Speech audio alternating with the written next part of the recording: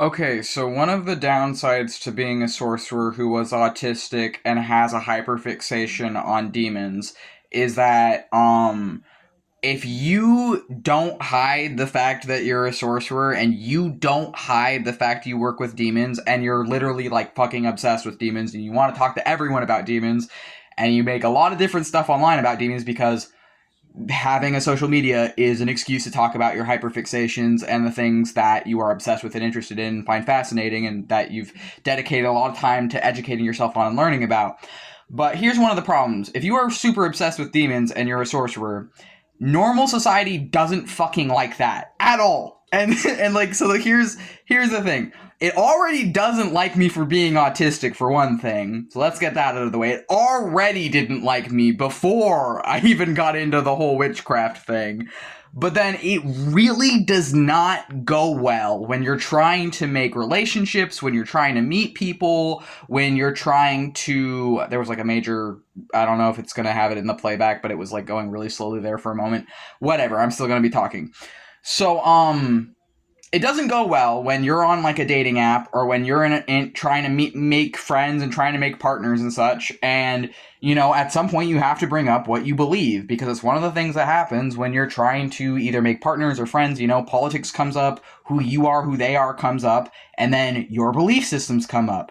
And in the USA, we live in a sort of society right now that acts like there's only two options. It acts like the only options are atheism or Christianity. And essentially, if you're not an atheist and you're not a Christian, but you're something else that isn't either of those things, you are essentially excluded from like 99% of society.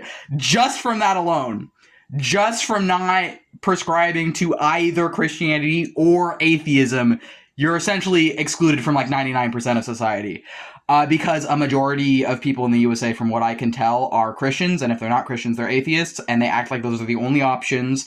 And if you're neither one of those things and don't want to be either of those things, you're pretty much just excluded from public life entirely.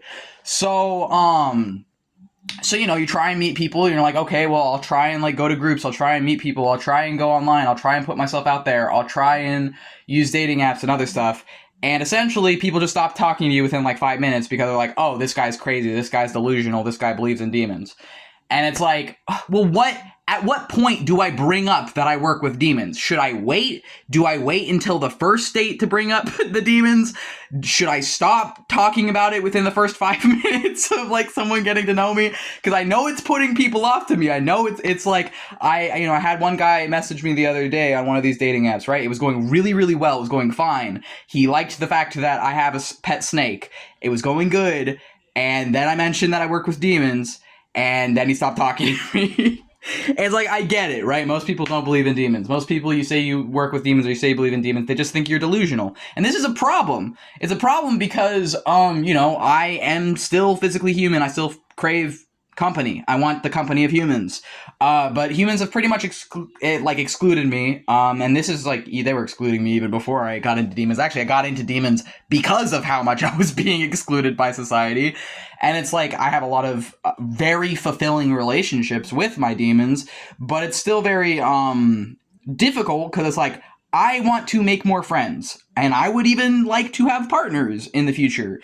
And it's frustrating when I, as a sorcerer, can't talk about being a wizard without immediately just being written off by a vast majority of the US society, because my beliefs as an extremely eccentric person and my existence as an extremely eccentric wizard is just essentially written off. It's like people don't want to talk about it. It's like, oh, well, you live in your own little world of make-believe and you're not ready for the real world and you're not ready for civilized society. And it's like, fucking bitch, I spent the first 22 goddamn years of my life trying to conform to all of that. It was boring as hell and in no way benefited my life in any way. Working with demons, being a fucking sorcerer directly benefits my mental health and my life, but now that I'm happy in myself and I know who I am and I know what I want, other people are put off by it and are like, okay, this is like way, way, way, way too much.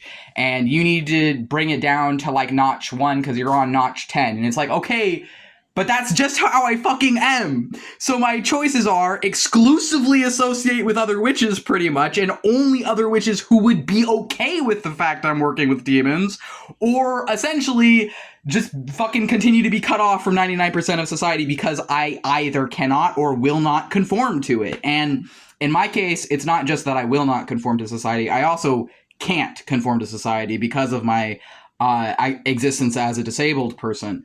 But it's really fucking frustrating. And I'm wondering, if there's other people that are dealing with this frustration right now.